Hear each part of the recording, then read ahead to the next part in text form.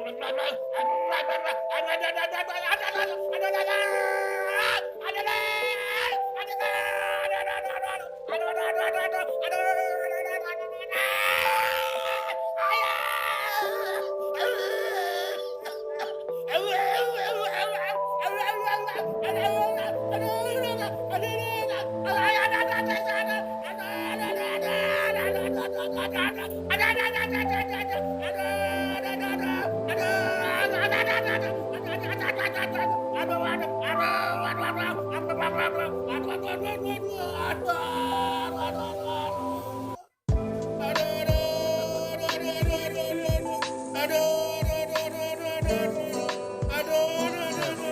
ini beberapa pilihan yang kalau saya katakan pilihan terbaik. Kalau zaitun ini merupakan salah satu minyak yang Nabi SAW sangat suka menggunakannya, bahkan meminumnya. Bahkan Nabi, bagi anak-anak Anda yang ada masalah dengan ketombe, termasuk kutu, maaf gitu ya, zaitun ini cepat banget ngeluarin kutunya. Zaitun. Banyak jenis zaitun ya Bu sekalian. Ya, ada beberapa jenis, tapi yang terbaik kalau Anda minum zaitun adalah zaitun yang judulnya ataupun namanya extra virgin olive oil.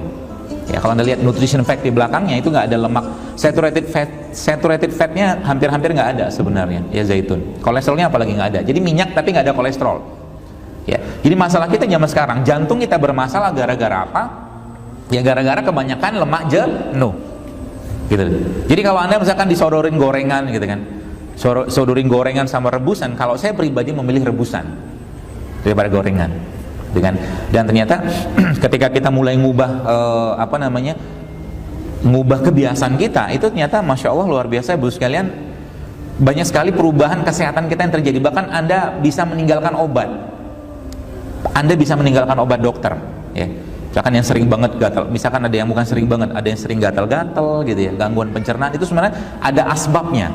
Nanti saya jelaskan asbabnya apa, supaya Anda bisa mulai perbaiki. Kalau mau. Sekarang ngomongnya mau, nanti buka puasa kita lihat. Baik, jadi singkatnya kalau bicara secara ruhiyah, kalau bicara secara ruhiyah sebenarnya penyakit ini minyaknya ya, secara fisiknya. Dan berapa banyak Anda minumnya? Ya nggak usah banyak-banyak. Kalau dalam penelitian yang saya baca, kejauhan kali Pak, kelihatan Pak, mau difoto. Kelihatan apa? Sayanya apa botolnya? Ya. Jadi kalau Anda mau minum berapa banyak? Ya sebenarnya tidak ada dosis standar, tapi kalau dalam penelitian itu sebutkan bahwa 1-3 sendok makan sehari. Jantung Anda akan clean, yang pertama. Yang kedua, pencernaan akan bagus. Terus juga saya pesan kepada Anda yang sudah mengalami konstipasi atau susah buang air besar. Kalau mungkin sudah makan apel 1 kilo, nanas 1 kilo, pepaya 1 kilo, nggak keluar-keluar juga, Anda makanlah minyak. Paham maksudnya ya? Jadi biasanya ada beberapa orang yang mengalami konstipasi atau susah buang air besar, terus sekalian, itu ternyata ketika sudah nggak mempan lagi sama minyak, sama sayuran atau buah-buahan, dia harus makan minyak. Dan ingat ya, kanker, semua jenis kanker, kalau saya boleh katakan, faktor atau mungkin salah satu tanda keluhan yang paling bisa kita amati adalah orangnya susah BAB. Jadi kalau ada orang susah BAB, maka waspada sekali sekalian. Karena itu bisa numpuk fermentasi di sana dan bisa mengubah morfologi sel dalam tubuh kita. Ya, seperti itu. Ya. Nah, balik tadi ke konsep ruhiyah. Jadi sebenarnya kalau saya boleh katakan, sebenarnya secara ruhiyahnya ketika jantung bagus, emosi bagus, perasaan bagus, hormon pun bagus. Ya, makanya saya katakan penyakit itu sebenarnya tidak akan datang pada orang yang emosinya baik. Penyakit tidak akan datang pada orang yang emosinya baik. Ya, orang yang sering senyum, lihat mukanya udah ketawa, udah senang. Jadi sebenarnya gini, saya sering sampaikan bahwa cerminan perut kita, jantung kita, perut dan jantung kita itu sebenarnya tampak dari muka. Makanya kalau saya lihat wajah orang, saya bisa tahu ini orang sakitnya apa. Minimal saya tahu. Nggak usah nunduk-nunduk gitu, kenapa? Ketahuan Pak Bu, ya. Bahkan waktu saya ada teman, waktu ada dia pengurus di daerah Batam, saya lihat ini udah bengkak banget, ini pucat. Saya bilang nih kayaknya ginjal ya, saya bilang kayaknya nggak lama nih orang mati, saya bilang. Beneran, saya nggak tahu mati kapan, tapi ternyata 1-2 bulan kemudian beliau meninggal. Ya, kelihatan kok dari bibirnya. Nah, jadi kalau bibirnya nggak merah, ya ada something wrong itu dengan jantungnya. Kan? Dan nggak bisa dimerahin juga, mau dikasih cabai, mau kasih lipstick tetap aja nggak pucat gitu ya. Jadi wajah itu cerminan sehatnya Dua hal kalau saya boleh katakan, wajah itu cerminan dari sehatnya dua hal. Yang pertama, kolbunya secara ruhiyah, wajah. Makanya kalau Anda lihat ustadz-ustadz ya, misalkan Anda lihat syekh-syekh yang orang-orang soleh itu, lihat wajah itu udah senang banget, lihat wajahnya doang udah senang, hilang sakit kita ya. Perasaan nggak senang kita, perasaan yang gundah gulana, lihat wajah orang baik, orang soleh itu menyenangkan ya. Makanya saya senang lihat wajah Anda, kelihatannya soleh-soleh, insya Allah. Ya kalau belum soleh ya pura-pura soleh dulu lah ya, nanti soleh beneran kan. Yang pertama itu ya, jadi secara ruya akan tampak dari mukanya. Yang kedua, secara fisik juga akan tampak. Jadi secara fisik jantungnya seseorang atau isi pencernaan seseorang juga akan tampak dari muka, sekalian. Logikanya sederhana gini, kalau mungkin kita sering lihat ada orang-orang kena penyakit liver seperti ikterik seperti itu. Kalau orang kena penyakit liver, maka wajahnya akan kuning, bibir akan kuning, mata akan kuning, kan gitu. Orang yang kurang darah, bibirnya akan pucat. Ya, jadi wajah kita ini sebenarnya memang nyata-nyata, memang cerminan dari apa isi badan kita. Jadi kalau saya mau ngelihat orang itu ngerokok atau enggak, gampang banget, lihat aja dari bibirnya, saya ketahuan, ini orang ngerokok deh. Lihat dari bibirnya, lihat dari giginya, udah ketahuan. Ya gitu. Jadi cara memperbaikinya apa? Ya tadi balik-balik ke bagaimana kita mengubah yang tidak sehat tadi menjadi sehat. Gitu ya.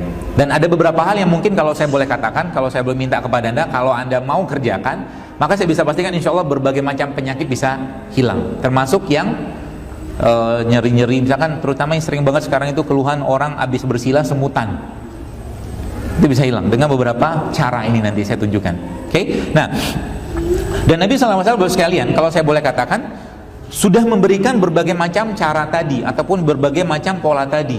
Oke? Dan zaman dulu kan nggak ada sains, jadi zaman dulu tuh bener. Benernya gimana? Ya karena mereka beriman, bener-bener iman yang bener gitu ya, sehingga mungkin Nabi ngomong apa-apa, mereka udah sabar. Rasulullah SAW saat itu mereka semua bilang samina wa aton ya Rasulullah, kami dengar, kami ikut, kami taat, kami kerjakan, titik, nggak ada yang lain. Nggak usah bertanya mana buktinya, mana kajiannya, nggak ada zaman dulu. Ya, kalau zaman sekarang beda lagi ya. Kalau kita menyatakan sesuatu, mereka tanya dulu mana buktinya ya. Kami dengar dulu tapi kami pikir, samina wa asoina, kami dengar-dengar, kami pikir-pikir dulu, kalau benar kami ikutin, kalau enggak nanti kami pikirkan. Makanya saya paling susah ngomongin bekam sama orang, paling susah. Kita beberapa kali ke Kementerian Kesehatan ya, mereka mungkin belum paham ya, bukan saya menyalahkan mereka, tapi mereka minta bukti ilmiahnya, padahal bukti ilmiahnya sudah ada. Dari mana? Dari hadis kan gitu ya. Jadi Nabi banyak sekali hadis tentang bekam.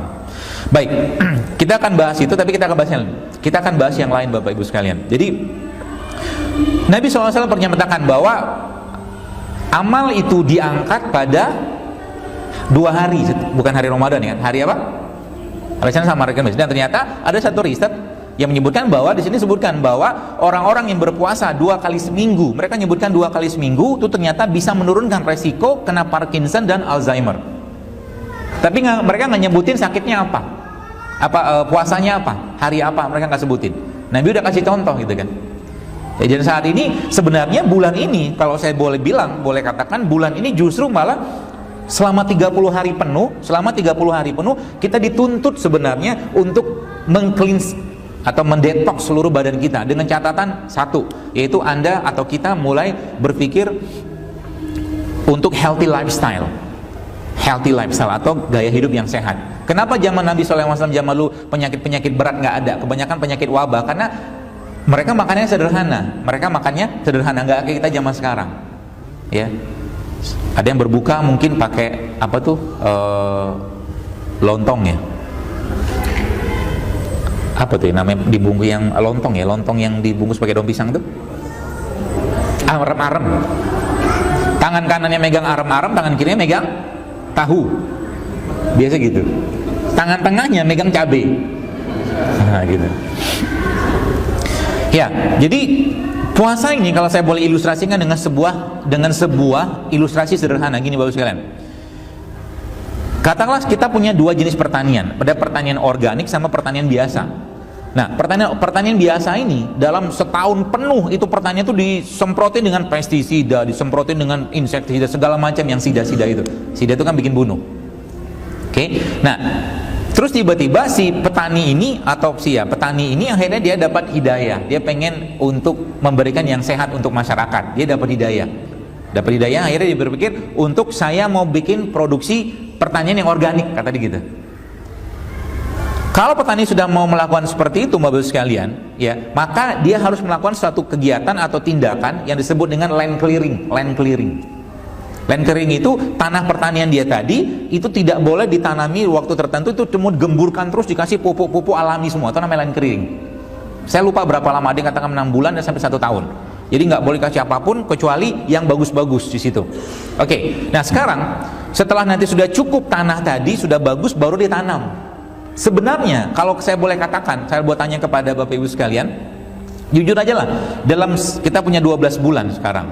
11 bulan ini, 11 bulan sebelum Ramadan, kalau saya boleh tanya, Anda lebih banyak nyampah atau hidup sehat? Nggak mau jawab dia tadi. Jujur aja, kan kita banyak nyampah. Ya, kita banyak, bukan nyampah sih terlalu ekstrim bahasa, tapi kita banyak makan-makan yang justru nggak sehat. Dikasih bulan Ramadan kayak begini, boro-boro justru malah bukan bikin land clearing. Jadi kalau saya harus katakan, ada tanda orang yang nggak sukses puasa Ramadannya secara fisik ya, adalah hari pertama ditimbang berat badannya 60, hari terakhir 70. Itu nggak benar puasanya. Gitu. Ya, ya iyalah, orang justru kita sekarang mau restriksi kalori, kok malah kalori digede-gedein. Ya. Sudah tadi udah 11 bulan sudah banyak masalah, sekarang ditambah lagi dengan masalah baru sekalian. Ya, mungkin begitu cukup, dan paling akhir semoga Allah kumpulkan kita lagi nanti di surganya, surga Firdaus tanpa hisab. Kita tutup aja dengan doa kepada Allah. Subhanakallahumma bihamdik, asyhadu an la ilaha illa anta, astaghfiruka wa atubu ilaik. Assalamualaikum warahmatullahi wabarakatuh.